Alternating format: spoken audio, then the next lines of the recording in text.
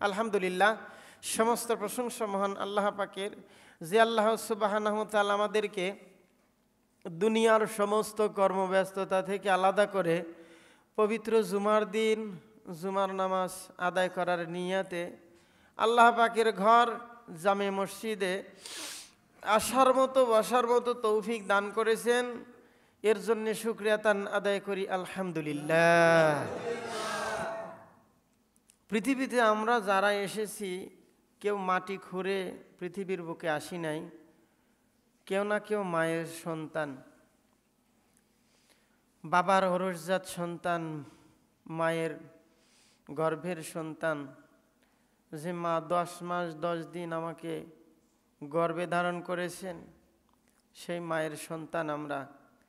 যখন পৃথিবীতে মানুষ আসে তখন নিষ্পাপ থাকে।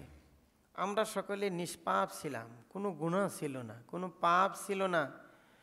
কাউকে ধমকও তখন দিতে পারি নাই, কারো হারাম জিনিস খাইতেও পারি নাই, কারোর উপরে জবরদখলও করতে পারি নাই, মিথ্যা কথাও বলতে পারি নাই। টেটা করে কান্না ছাড়া কোনো উপায় ছিল না, তখন ছিলাম নিষ্পাপ।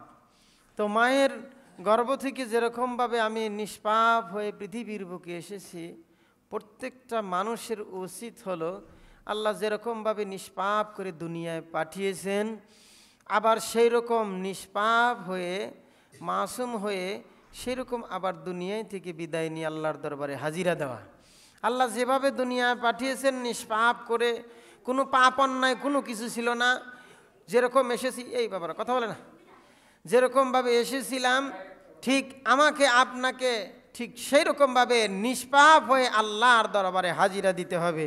আল্লাহ যেন আল্লাহ তাআলা আমাদের সকলকেই নিষ্পাপ হিসাবে কবুল করেন। সকলে বলেন আমিন, আরো জোরে বলেন আমিন। তো আমি দুনিয়ায় আসার পর আমি তো গুনাহ করবই, কারণ আমি আদম সন্তান, আমার পাপ হতেই পারে, আমার ভুল হতেই পারে, ভুল ত্রুটি হতেই পারে। এই জন্য আল্লাহ রব্বুল ইজ্জাত যেহেতু মানুষ দুনিয়ার বুকে যাওয়ার পরে দুনিয়ার বিভিন্ন ঝামেলার মধ্যে পড়ে ভুল ত্রুটি হতেই পারে, গুনাহগার হবে, গুনাহ করতেই পারে, এই জন্য আল্লাহ রব্বুল ইজ্জাত আর একটা অপশন রেখেছেন, সেটা হলো মাগফিরাত, ক্ষমার অপশন। চিৎকার মেরে বলেন আল্লাহু আকবার। আল্লাহ পাক বলতেছেন লা তাকনাতুম মির রাহমাতিল্লাহ, লা তাকনাতু, তোমরা নিরাশ হইও না, মির রাহমাতিল্লাহ, আল্লাহ পাকের রহমত থেকে। আল্লাহ পাকের রহমত থেকে নিরাশ হইও না। আল্লাহ রব্বুল ইজ্জাত বলতেছেন যে আমার রহমত থেকে তোমরা নিরাশ হইও না। পাপ করে ফেলেছো, শয়তানের কুমন্ত্রণায় পড়ে, অন্যায় করে ফেলেছো, শয়তানের কুমন্ত্রণায় পড়ে, নফসের উপর জুলুম করেছো, অত্যাচার করেছো, নফসের উপর জুলুম করেছো, শয়তানের কুমন্ত্রণায় পড়ে। তো আমি আল্লাহ তাআলা আর একটা অপশন খুলে রেখেছি, সেটা হলো তুমি তওবা করলে আমি আল্লাহ পাক মাফ করে দিব। আল্লাহ এই অপশনটা খুলে রেখেছে বান্দার জন্যে, যে বান্দা গুনাহ করতেই পারে, তওবা করলে আমি আল্লাহ পাক মাফ করে দেব। কারণ আল্লাহ তাআলা অত্যন্ত দয়ালু। সুবহানাল্লাহ বলেন। আর রহমান আল্লামাল কুরআন খালাকাল ইনসান আল্লামাহুল বায়ান। আর রহমান আল্লামাল কুরআন, আল্লাহ তাআলা রহমান, নিজেকে নিজেই বলতেছে আর রহমান, নিজেকে নিজে আল্লাহ তাআলা বলতেছেন যে আর রহমান, আমি রহমান, তুমি গুনাহ করতেই পারো, আমি গফফার, তুমি গুনাহ করতেই পারো, ভুলে হয়ে যাইতেই পারে, তো আমি রহমান কেন, আমার নাম রহিম কেন? তুমি ক্ষমা চাইলে আমি আল্লাহ পাক সঙ্গে সঙ্গে তোমার জীবনের সমস্ত গুনাহগুলো আমি আল্লাহ তাআলা ক্ষমা করে দিব। এই জন্য আল্লাহ রহমান, এই জন্য রহিম। আল্লাহ যে রহমান, পৃথিবীর কোনো মানুষের ভিতরে রহমান শব্দের অর্থ হলো দয়ালু। পৃথিবীর কোনো মানুষ এত দয়ালু হইতে পারে না, চতুর্দিক দিয়ে এত দয়ালু হইতে পারে না। হয়তো কেউ দান দক্ষিণা করে মানুষের উপর দয়ালু, অন্য সাইডটা দেখবেন সে ওরকম দয়াবান নয়। পরিপূর্ণ দয়া একমাত্র আল্লাহর ভিতরে রয়েছেন। গফফার, আল্লাহ তাআলা ক্ষমাকারী, পরিপূর্ণ ক্ষমার যে সিফাত, এটা আল্লাহ তাআলার ভিতরে আছেন, পৃথিবীর কোনো মানুষের নাই। আমি হুজুর, আমি সকলকে ক্ষমা করতে পারি না, সকলকে ক্ষমা করতে পারি না। কেউ এমন কথা বলেছে যেটা আমার দিলের ভিতরে এমন লাগছে যে তাকে ক্ষমা করার চেষ্টা করি, ক্ষমা হয়ই না, দিল থেকে আসেই না। কিন্তু আল্লাহ তাআলা তা নয়, সকল গুণের পরিপূর্ণ অধিকারী হলেন একমাত্র আল্লাহ। সুবহানাল্লাহ। সকল দয়ার, সকল রহমতের, সকল গফফারের, সকল কিছুর গুণে গুণান্বিত হলেন একমাত্র আমার আল্লাহ। আল্লাহর দরবারে যদি কেউ একবার আল্লাহ বলে ডাক দেয়, সঙ্গে সঙ্গে আল্লাহ পাক তার জীবনের তামাম গুনাহগুলো, সগীরা গুনাহগুলো মাফ করে দেন। আর একটু জোরে বলেন সুবহানাল্লাহ। আল্লাহ পাক আজরাইল আলাইহিস সালাতু ওয়াস সালামকে ডাক দিয়ে বলতেছে, আজরাইল, আমি আল্লাহ পাক তোমাকে যে একটা চাকরি দিয়েছি, চাকরিটা হলো পৃথিবীর মানুষের যে জান কবজ করো। আচ্ছা, তোমার কি একটু দয়া লাগে না, মায়া লাগে না? আজরাইল বলেন, আল্লাহ, চাকরি আমার এইটা, চাকরি হলো আমার এইটা, দিয়েছেন আপনি। আপনি মানুষকে সৃষ্টি করেছেন, আমাকে সৃষ্টি করেছেন, আপনিই চাকরি দিয়েছেন, মানুষের জান কবজ করা লাগবে। কত মাকে বিধবা করে, কত স্ত্রী লোককে বিধবা করে দিয়ে সাদা কাপড় পরাইয়া দেই, বিধবার কাপড় পরাইয়া দেই। কত ছোট ছোট মাসুম বাচ্চাকে আমি এতিম করে দেই। আমি যে বাড়ির দুয়ারে গিয়ে দাঁড়াই, ওই বাড়ি কেউ না কেউ এতিম হয়ে যায়, কেউ না কেউ সন্তান হারা হয়ে যায়, কেউ বাবা হারা হয়ে যায়, কেউ কোনো মহিলা বিধবা হয়ে যায়, কোনো মা সন্তান হারা হয়ে পথের কাঙ্গালিনী হয়ে যায়। কত ছোট ছোট বাচ্চাদেরকে আমি এতিম করে দেই। কিন্তু হুকুমটা তো মাওলা তোমার। আল্লাহ, তুমি আমাকে সৃষ্টি করেছো, এই কারণেই আমি জান কবজ করব, এই কারণেই। অতএব আমার তো মায়া লাগার কথা নয়। তবে আল্লাহ, দুইজন ব্যক্তির জান কবজ করতে গিয়ে আমার খুবই মায়া লেগেছিল, খুবই মায়া লেগেছিল, খুবই দয়া লেগেছিল, কিন্তু পারি নাই। তোমার অর্ডার ফলো করাই আমার কাজ। তুমি যে আমাকে নির্দেশ করেছো, হুকুম করেছো, সেইটা মান্য করাই আমার কাজ। অতএব দুইজন ব্যক্তির জান কবজ করতে গিয়া আমার সবচেয়ে কষ্ট লেগেছে, আমার দিলের ভিতরে, অন্তরের ভিতরে সবচেয়ে কষ্ট লেগেছিল। বলে তারা কারা? বলে এক নম্বর হলো আল্লাহ, সাগরের ভিতরে একজন মহিলা, গর্ভবতী মহিলা, সে স্টিমারে যাচ্ছিল, কোথাও সফরে যাচ্ছিল। হঠাৎ করে সাগরের ভিতরে ঝড় তুফান শুরু হয়ে গেল, সেই স্টিমারটি ভেঙে গেল, সেই জাহাজটি ভেঙে গেল, টুকরো টুকরো হয়ে গেল। একজন অন্ধ মহিলা ছিল, গর্ভবতী, একটা কাঠের তক্তা ধরে ভাসমান অবস্থায় ছিল, কাঠের তক্তার উপরে সে শুয়েছিল, সে চোখে দেখে না। এই মহিলাটা শুয়েছিল, গর্ভবতী মহিলা, এক হাত দিয়ে তক্তার এক সাইড ধরে রেখেছিল। এই পরিস্থিতির মধ্যে হঠাৎ করে আল্লাহ তোমার কুদরত বুঝা বড় দায়, এই মহিলাটা সন্তান প্রসব করলো সেই সাগরের মধ্যে। কোনো মানুষ নাই, কোনো দায় নাই, কে তার দেখাশোনা করবে, কে তার কি করবে? একে তো এখানে গর্ভবতী মহিলা, সে সন্তান প্রসব করলো, দ্বিতীয়ত সে একজন অন্ধ, কিছুই দেখে না, তার সন্তান ধলা হয়েছে না কালা হয়েছে, ছেলে হয়েছে না মেয়ে হয়েছে, এই মহিলাটা তখনও বুঝতে পারে নাই। আল্লাহ সন্তান যখন প্রসব করলো, প্রসব করার পর এমন অবস্থা যে ওই সন্তানটা কাঁদতেছে, ট্যাটা করে কাঁদতেছে, পিপাসার্ত, ক্ষুধার্ত। এমন সময় ডান হাত দিয়ে মহিলাটা বাম হাত দিয়ে সে তক্তাটা ধরে রেখেছে, ডান হাত দিয়ে সন্তানের হাত ধরে টেনে বুকের উপরে দুধ দেওয়ার জন্য আনতেছে। কারণ সন্তান যখন কাঁদে, মায়ের দিলের ভিতরে শিল বেঁধে যায়। সন্তান যখন কাঁদে, মা বুঝতে পারে আমার সন্তান ক্ষুধার্ত, দৌড়িয়ে গিয়ে সন্তানের কাছে হাজির হয়। এটা হলো মায়ের দিলের ভিতরে সন্তানের জন্য মহব্বত। জোরে বলেন সুবহানাল্লাহি ওয়া বিহামদিহি।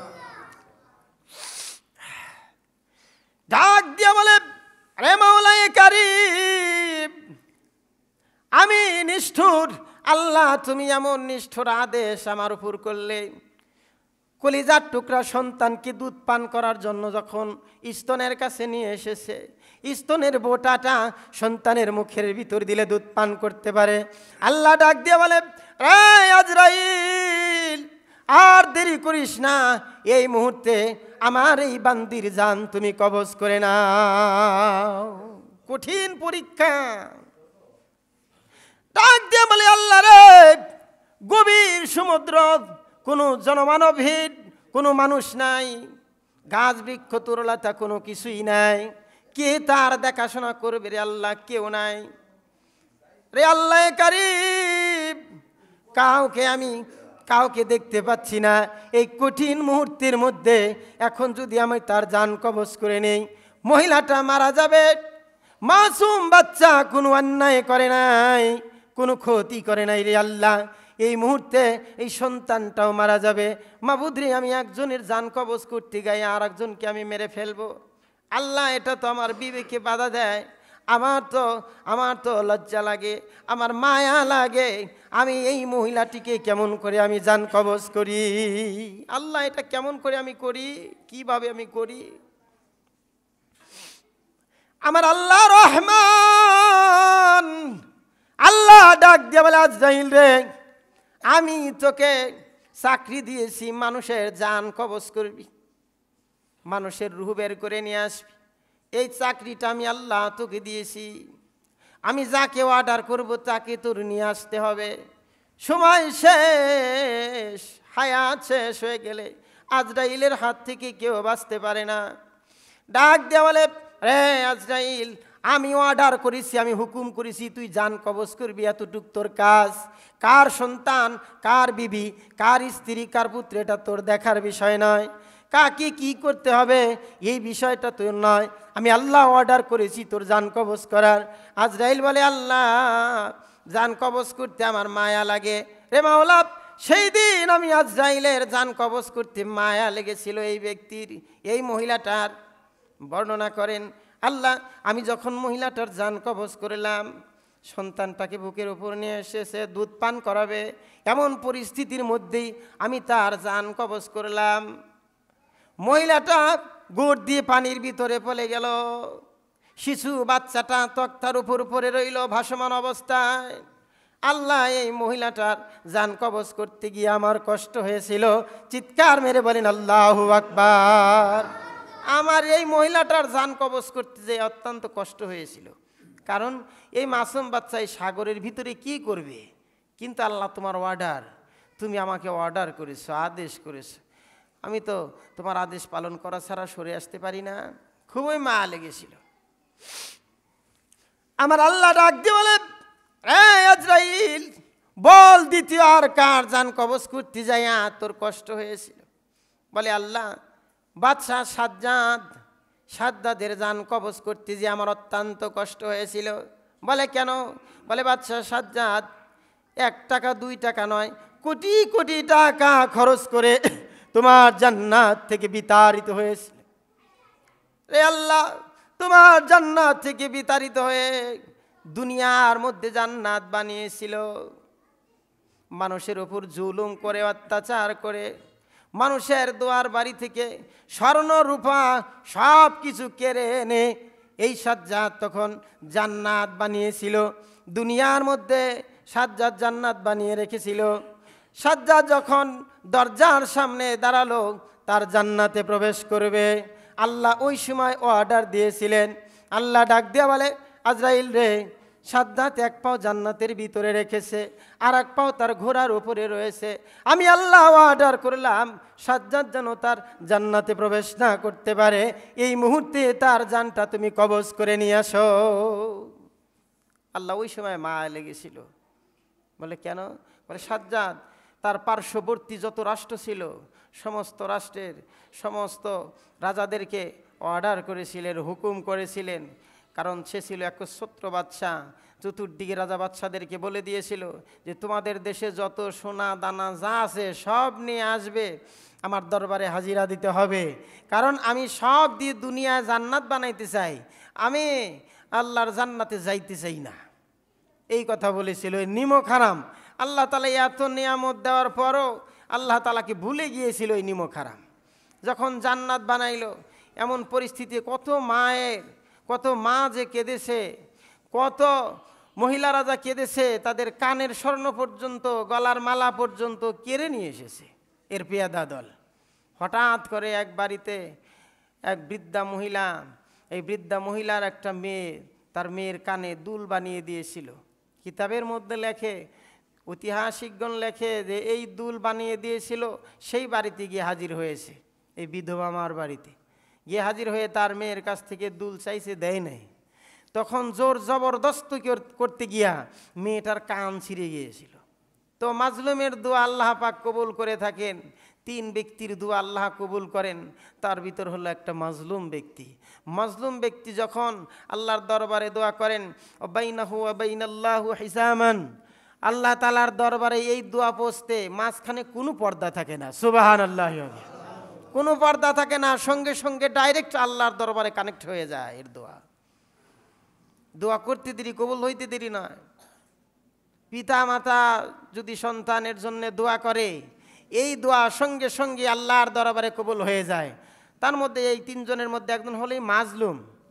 মাজলুম দোয়া করেছিল, আল্লাহ আমাকে যেরকম আমার উপরে, আমি গরিব মানুষ, জুলুম অত্যাচার করে যখন এই আমার এই সামান্য স্বর্ণটুকু কেড়ে নিয়ে গেল, যে বেহেশত বানাইতেছে, আল্লাহ আমি মাজলুম দোয়া করি ও যেন এই বেহেশতে ঢুকতে না পারে। আল্লাহ পাক দোয়া কবুল করেছিলেন, সুবহানাল্লাহ। আজরাইল বলে, আল্লাহ সাদ্দাত যখন বেহেশতে ঢুকবে, নিজের বেহেশতের মধ্যে ঢুকার জন্য হাজার হাজার মানুষ নিয়ে সাজসজ্জা করে ঘোড়ার পিষ্টে চড়ে ফটক দরজার সামনে এসে দাঁড়ালো। দুই দিক থেকে মানুষ দাঁড়িয়ে আছে অভ্যর্থনা জানানোর জন্য, সুস্বাগতম জানানোর জন্য। আজকে বাদশা সাজ্জাদ তার জান্নাতের ভিতরে প্রবেশ করবে, ঢুকবে। জান্নাতের দরজার কাছে যখন এসে দাঁড়িয়েছে, আল্লাহ পাক আজরাইলকে হুকুম করলেন, আজরাইল রে যাও, সাজ্জাদ যেন জান্নাতের ভিতরে ঢুকতে না পারে, জান্নাতে ঢুকার আগেই তার জানটা কবজ করে নিয়ে আসবে, যাও। উনি দেখলেন কিছুটা সময় বাকি আছে জান্নাতে ঢোকার জন্য, কিছুটা সময় ওর জান কবজ করার জন্য কিছুটা সময় বাকি আছে। সামনে দাঁড়িয়ে গেলেন। যখন ছদ্মবেশের সামনে দাঁড়িয়ে গেছে, তখন বলতেছে, কে তুমি? মাসমুকা, তোমার নাম কি? কে তুমি? বলে, আমি ছদ্মবেশী একজন সাধারণ মানুষ। কি জন্য এখানে এসেছ? এসেছি বাদশা মহারাজ, আপনার কাছে এসেছি কিছু কথা বলার জন্য, আপনার সাথে সৌজন্যে আলাপ করার জন্য। আরে বেটা, কত উজির নাজির রাজা প্রজা মন্ত্রী কেউ আমার সামনে দাঁড়াইতে পারে না এইভাবে কথা বলার জন্য। আমার এই সুসময় আমি জান্নাতে প্রবেশ করব, বেটা ভিখারি কোথাকার, তুমি আমার সামনে এসে দাঁড়িয়েছে, এত বড় সাহস তোমার? তাড়াতাড়ি এখান থেকে কেটে পড়ো। বলে, না, আপনার সাথে আমার কিছু কথা আছে। কারণ এখনো তার জান কবজ করার সময় হয় নাই, তার মৃত্যুর সময় হয় নাই, কিছুটা সময় বাকি আছে। তো কথা বলে তাকে থামিয়ে রাখা। ঘোড়ার পৃষ্ঠে বসে আছে সাজ্জাদ। যখন উনি ধীরে ধীরে নামতে আরম্ভ করলেন, জান্নাতের দরজায় এক পা রাখলেন আর এক পা ঘোড়ার উপরে, পাটা এক পা রাখলেন আর একটা ঘোড়ার উপরে ঢুকবেন, এমন সময় আল্লাহ তাআলা বললেন, জি আজরাইল যাও, আর দেরি করো না, এই মুহূর্তে ওর জানটা কবজ করে নাও। সুবহানাল্লাহি ওয়া বিহামদিহি। মৃত্যুর পরোয়ানা তখন হয়ে যায়, পৃথিবীর কেউ বাধা দিতে পারে না।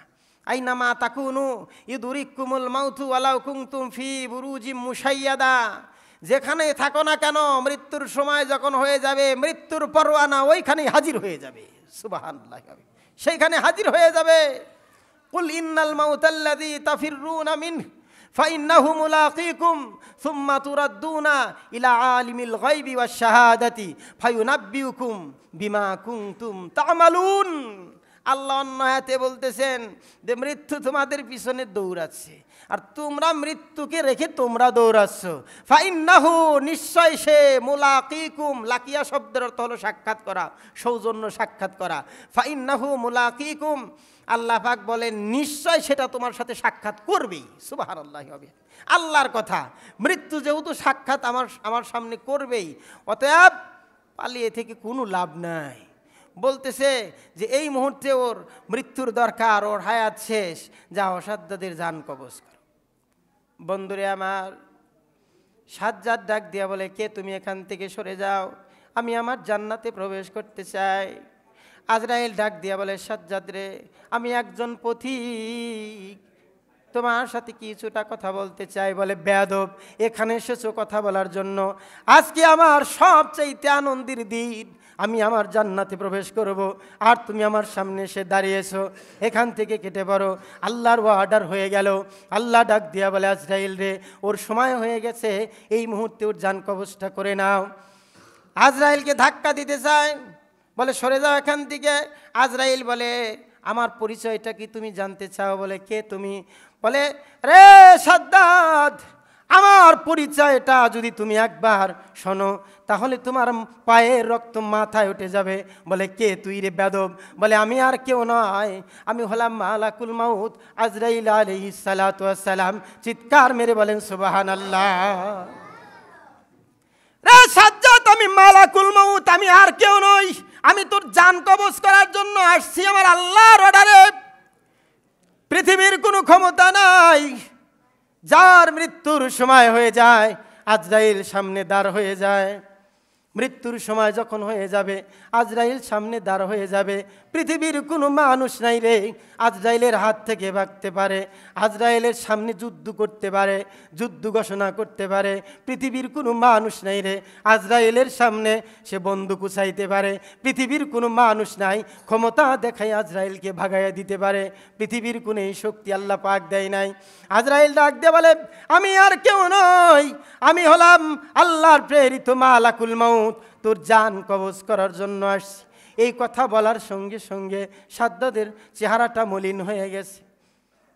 সাদ্দাদ চোখের পানি ছেড়ে দিলেন, ডাক দিয়ে বলে, আরে ভাইজি আজরাইল, আমি আল্লাহর জান্নাত থেকে বিতাড়িত হয়েছি, আমি মাহরুম হয়ে গেছি। আমি নিজে দুনিয়ার মধ্যে জান্নাত বানিয়েছি, একটা কারণে আমি আল্লাহর জান্নাতে যাব না। একটা মিনিটের জন্য হল আমাকে ভিতরে ঢুকতে দাও। ও ভাই আজরাইল, আমি এত কষ্ট করেছি, আমি জাহান্নামী হয়ে গেছি, আমি তো একবার জান্নাতে যেতে চাই, আল্লাহর জান্নাত থেকে তো আমি বিতাড়িত। আজরাইল বলে, না, কোশ্চিনকালেও নয়, আল্লাহর সেরকম কোনো অর্ডার নাই। সঙ্গে সঙ্গে যখন জান কবজ করলেন ওইখানেই পড়ে গেল, জান্নাতে ঢুকার মতো ক্ষমতা হয় নাই। আজরাইল ডাক দিয়ে বলে, আল্লাহ রে, এই দুইটা ব্যক্তির জান কবজ করতে গিয়ে আমার খুব মায়া লেগেছিল। একটা হলো গভীর সমুদ্রের ভিতরে ওই মাসুম বাচ্চার মা অন্ধ ছিল, তার জান কবজ করতে গিয়ে আমার অত্যন্ত কষ্ট হয়েছিল। 2 নম্বর সাজ্জাদ যখন ভাই বলে আমাকে সম্বোধন করেছিল, আমার খুব কষ্ট হয়েছিল, মায়া লেগেছিল। এই 2 জন ব্যক্তির জান কবজ করতে গিয়ে আমার খুব কষ্ট হয়েছে। আমার আল্লাহ ডাক দিয়ে বলে, আজরাইল রে, এরা 2 জন ব্যক্তি নয় রে, এরাই হলো একজন ব্যক্তি। চিৎকার মেরে বলেন আল্লাহু আকবার। আমার আল্লাহ ডাক দিয়ে বলে, হে আজরাইল, এ হলো সেই সাজ্জাদ যাকে আমি গভীর সমুদ্রে, যার মা তাকে প্রসব করেছিল, গভীর সমুদ্র থেকে আমি আল্লাহ পাক কুদরতি হাতে বাঁচিয়েছি। আমি আল্লাহ পাক তাকে নিঃস্ব পেয়েছি। শুধু তাই নয়, আমি আল্লাহ পাক ক্ষমতার মসনদে আমি আল্লাহ পাক একে বসিয়েছি। তবু এই নিমক হারাম আমি আল্লাহকে ভুলে গিয়েছিল। সাগর থেকে বাঁচিয়ে নিয়ে আসলাম আমার কুদরতি হাতে, আমার কুদরতি হাত দিয়ে আমি ক্ষমতার মসনদে বসাইলাম, তারপর আমি আল্লাহকে ভুলে গিয়েছিল। এরা 2 জন নয় রে, এ হলো একজন ব্যক্তি। রে আজরাইল, আমি আল্লাহ রহমান, আমি রহিম, আমি গফফার। এই সাজ্জাদ যদি তোকে ভাই বলে সম্বোধন করে আকুতি মিনতি করেছিল, একবার যদি আসমানের দিকে তাকিয়ে ডাক দিয়ে বলতো, রে আসমানের মালিক, আমি জীবনে অনেক অন্যায় করেছি, পাপ করেছি, গুনাহ করেছি, আমি অনেক অন্যায় করেছি। আল্লাহ তুমি তো রহমান, আল্লাহ আমি তো গুনাহগার, তুমি তো গফফার। আল্লাহ আমি তো গুনাহগার, তুমি তো সত্তার। আল্লাহ দয়া করে আমাকে তুমি মাফ করে দাও, আমি তো তোমার গোলাম, তোমার বান্দা। আমি আল্লাহ বারবার এর দিকে তাকিয়েছিলাম, সাজ্জাদ একবার আমার দিকে তাকায় নাকি? একবার যদি আমি আল্লাহর কাছে তওবা করত, আমি আল্লাহ পাক জীবনের সমস্ত গুনাহগুলো মাফ করে দিতাম। আল্লাহ এত দয়ালু, এত রহমান। গভীর রাত্রি উঠে তওবা করেন, আল্লাহর দরবারে তওবা করেন। আত্তাইবু মিনাজ জামবি কামাল্লা জামবালাহু, হাদিসের মধ্যে আসছে আত্তাইবু মিনাজ জামবি কামাল্লা জামবালাহু। যে ব্যক্তি গুনাহ থেকে তওবা করে, হাজারো পাপ করেছে, অন্যায় করেছে, তো বান্দা গুনাহ করতেই পারে, বান্দার দ্বারা গুনাহ সংগঠিত হতেই পারে, যেহেতু মানুষ। অতএব আল্লাহ অপশন রেখে দিয়েছেন যে তওবা করার সঙ্গে সঙ্গে আল্লাহ মাফ করে দেন। আল্লাহ রসুল বলেন আত্তাইবু মিনাজ জামবি কামাল্লা জামবালাহু। আল্লাহ রসুল বলেন যে তওবা থেকে গুনাহ থেকে তওবাকারী যখন গুনাহ করেছে, যখন তওবা করেছে, এই বান্দা এমন হয়ে যায় যে সদ্য তার মা তাকে প্রসব করলো। সুবহানাল্লাহ। আল্লাহ কোনো গুনাহ রাখেন না। সগীরা গুনাহ নামাজের দ্বারা মাফ হয়, জিকিরের দ্বারা মাফ হয়, উজুর দ্বারা মাফ হয়, দান সদকা করার দ্বারা সগীরা গুনাহ মাফ হয়। সগীরা গুনাহ মাফ হওয়ার জন্য অনেক অনেক অপশন রয়েছে, কিন্তু তওবার গুনাহ, যেটা কবিরা গুনাহ, বড় গুনাহ, এটা তওবা ছাড়া কখনোই মাফ হয় না। এই জন্য আল্লাহ তাআলা তওবার অপশন করে রেখেছেন যে তওবা করলেই, বান্দা তওবা করলে আল্লাহ সঙ্গে সঙ্গে কি করেন? মাফ করে দেন। এতগুলো আয়াত পরে জুমার দিন শোনানোর মতো সময় নাই, অল্প সময় পাওয়া যায়, কারণ এখানে ওয়াজের জায়গা না। সো সামথিং কিছুটা বুঝে নেবেন এই হাদিসটা যে আত্তাইবু মিনা যামবি কামাল্লা যামবালাহু, যে তওবা করলে আল্লাহ তাআলা জীবনের সমস্ত গুনাহ মাফ করে দেন, এটা আল্লাহর রাসূল বলেছেন। কে বলেছেন? আল্লাহর রাসূলের বাণী কখনো মিথ্যা হইতে পারে? আজ 1450 বছর পরে আইসা ওনার ভবিষ্যৎবাণীগুলো আজকে আস্তে আস্তে আস্তে আস্তে আস্তে সেগুলো হচ্ছে। ঠিক কিনা বলেন? ঠিক। তাহলে গুনাহ মানুষ করতেই পারে, বড় ধরনের পাপ। রাসূল কারীম সাল্লাল্লাহু আলাইহি সাল্লামের যুগে বনু কুরাইজার এক মহিলা উনি জিনা করেছেন, জেনার দ্বারা গর্ভবতী হয়েছে। জেনা করেছেন, জেনার দ্বারা গর্ভবতী হয়েছে। এই গর্ভবতী অবস্থায় হঠাৎ করে মনে হয়েছে আরে আমি তো বড় পাপ করে ফেলেছি। আল্লাহর নবীর দরবারে এসে হাজির, বলে ইয়া রাসূলুল্লাহ আমি তো জেনা করে ফেলেছি। আল্লাহর রাসূল ভুরু কুঞ্চিত করলেন, চেহারাটা ঘুরিয়ে ফেললেন, চেহারাটা লাল হয়ে গেল। এত বড় সাহস, আমি নবীর সামনে এসে মহিলা বলে জিনা করেছি। আবার এদিক ঘুরে 3 বার বরাবর বলতেছি ইয়া রাসূলুল্লাহ আমি তওবা করতে চাই। আল্লাহর রাসূল বললেন তুমি গুনাহ করেছো, পাপ করেছো, তোমার উপর রজম দেওয়া হবে। রজম হলো যে জিনা করে, যদি জিনাখোর আর জিনাকারী দুইটা যদি বিবাহিত হয় তাহলে এদের 80 দোররা, আর অবিবাহিত হলে 80 দোররা, আর বিবাহিত হলে সঙ্গে সার। বিবাহিত হলে কি সঙ্গে সার বোঝেন? পর্যন্ত গাইরে ওরে পাথর দিয়ে মেরে ফেলা হবে। এটা হলো আল্লাহর বিধান। এটা কার বিধান? আল্লাহর বিধান, জেনাকারীর বিধান। যদি বিবাহিত হয়, আর অবিবাহিত হয় তাহলে দোররা, তার কারণ সে অবিবাহিত, তার এই গুনাহের দ্বারা হতেই পারে। এই জন্যে মহিলাটা বলার পরে, এই মহিলাটা যখন ওই সময় সঙ্গে সারের হুকুম ছিল, আল্লাহ রসুল বললেন ঠিক আছে তোমার উপর হদ জারি করা হবে, তবে তোমার সন্তান কোনো গুনাহ করে নাই, পাপ করে নাই, মাসুম, তোমার গর্ভে এ যখন দুনিয়ায় আসবে তুমি প্রসব করার পর তারপর আমার কাছে আসবে। আরে মুসলমান, একজন মহিলা সে নিজেই স্বীকার করতেছে আমি জেনা করেছি। হাসরের ময়দানে যেন আল্লাহর সামনে আমাকে লজ্জিত না হতে হয়। নিয়ে গেলেন তার আত্মীয় স্বজন, সন্তান প্রসব করলো, সন্তানটাকে কাপড়ে মুড়ে নিয়ে এসে হাজির, ইয়া রাসূলুল্লাহ এই তো আমার সেই পাপের প্রতীক, ইয়া রাসূলুল্লাহ এই তো আমি সন্তান জন্ম দিয়েছি, আমি জেনা করেছিলাম। আল্লাহ রসুল বলেন ঠিক আছে যাও, এই সন্তান যতদিন পর্যন্ত দুধ পান করবে তুমি ততদিন পর্যন্ত রেহাই পেলে চলে যাও। একজন সন্তান দুধ পান করার বয়স হলো 2.5 বছর। কয় বছর? কোরআনের ভাষায় 2.5 বছর। 2.5 বছর পর ওই মহিলাটা সন্তানকে যত তাড়াতাড়ি সম্ভব দুধ থেকে ছাড়িয়ে রুটি খাওয়ানো শিখিয়েছে। সদা সর্বদা অনুশোচনা কোলে করে নিয়ে এসেছে, ইয়া রাসূলুল্লাহ দেখেন রুটি খাওয়া শিখেছে, ইয়া রাসূলুল্লাহ এখন কি আমার উপরে হদ জারি করা যায়? মহিলা কি জানতো না যে তাকে হত্যা করা হবে? জানতো। আল্লাহ রাসূল এই বাচ্চাটাকে তাদের পরিবারের কাছে দিয়ে অর্ডার করলেন সাহাবীদেরকে, যাও একে বুক পর্যন্ত গেড়ে তাকে সঙ্গে সার করে দুনিয়া থেকে বিদায় করো। রে মুসলমান, তওবা কেমন তওবা! মহিলাটিকে নিয়ে মহিলার নিজের কাপড় দিয়ে শক্ত করে বেঁধে পাথরের ভিতরে বুক পর্যন্ত গাড়ার পর পাথর মারতে মারতে তাকে দুনিয়ায় থেকে বিদায় করে দিলেন। পাথর মারার সময় হঠাৎ করে রক্তের ফুলকি এক সাহাবীর চেহারার ভিতরে এসে লাগলো। সাহাবী মহিলার দিকে ভুরু কুঞ্চিত করে রাগান্বিত অবস্থায় তাকাইলেন, বদবক কথাটা শব্দ বের হয়ে গেল। আল্লাহর রাসূল তাকে থামিয়ে দিলেন। আমার নবী নিজেই মহিলার জানাজার নামাজ পড়লেন। হযরত ওমর রাদিয়াল্লাহু তাআলা ডাক দিয়া বলে, নবীজি গো আপনি একজন পাপাচারীর জানাজার নামাজ আপনি পড়াইলেন, ইতিহাস সাক্ষী থাকবে কিয়ামত পর্যন্ত, ইয়া রাসূলুল্লাহ আপনি এই কাজ করলেন। আমার নবী ডাক দিয়ে বলে, হে ওমর, এই যে মেয়েটা, এই মহিলাটা যে আল্লাহর দরবারে তওবা করেছে, দিন রাত কেঁদেছে, এমন তওবা করেছে, এর তওবাটা যদি 70 জন মদিনার গুনাহগারকে ভাগ করে দেওয়া হয় 70 জনের জন্য যথেষ্ট হয়ে যাবে। সুবহানাল্লাহ। তো তওবার মতো তওবা করলে গুনাহ মাফ আল্লাহ অবশ্যই করবেন। তো যে গুনার জন্য তওবা করেন, সকালে তওবা করেন, বিকেলে আবার সেইটা করেন। সকালে তওবা করেন আর চুরি করবো না, বিকেলেই করেন। সকালে তওবা করেন ফজর পড়ে, আর সারাদিন মিথ্যা কথা বলবো না, সারাদিনও মিথ্যা কথার অভাব নাই, মুখ দিয়ে বের হতেই থাকে। তো এই তওবার কোনো মানে হলো? লাভ আছে? তো তওবা করতে হলে তওবাতুন নাসুহা, আল্লাহ বলেন সহি তওবা করতে হবে গুনাহ থেকে মাপের জন্য। তো আমরা সকলেই গুনাহগার, এই জন্য আল্লাহর দরবারে বেশি বেশি তওবা করবেন। 2টা হাদিস বলি শেষ দিচ্ছি। 2টা হাদিস হলো মিশকাত শরীফের, আপনি খুলে দেখবেন 899 নম্বর হাদিস, আর একটা 900 নম্বর হাদিস। মাসনুন দোয়ার 2টা হাদিস। মেশকাত শরীফের খেয়াল করবেন, যাদের মোবাইল আছে টান দিয়ে বের করবেন, খেয়াল করে দেখবেন মেশকাত শরীফের 899 নম্বর হাদিস, আরটা হলো 900 নম্বর হাদিস। অ্যাপস বের করে খুলে দেখবেন। এই 2টা হাদিসের ভিতরে যে আমরা তওবা করি, তওবা আল্লাহ রাসূল নিজে শিক্ষা দিয়েছেন। প্রত্যেক ফরজ নামাজের পরে 3 বার আস্তাগফিরুল্লাহ, আস্তাগফিরুল্লাহ, আস্তাগফিরুল্লাহ। কয়বার? মাসনুন দোয়া এটা, এই দোয়াটা শিখে যান 3 বার আস্তাগফিরুল্লাহ, আস্তাগফিরুল্লাহ, আস্তাগফিরুল্লাহ।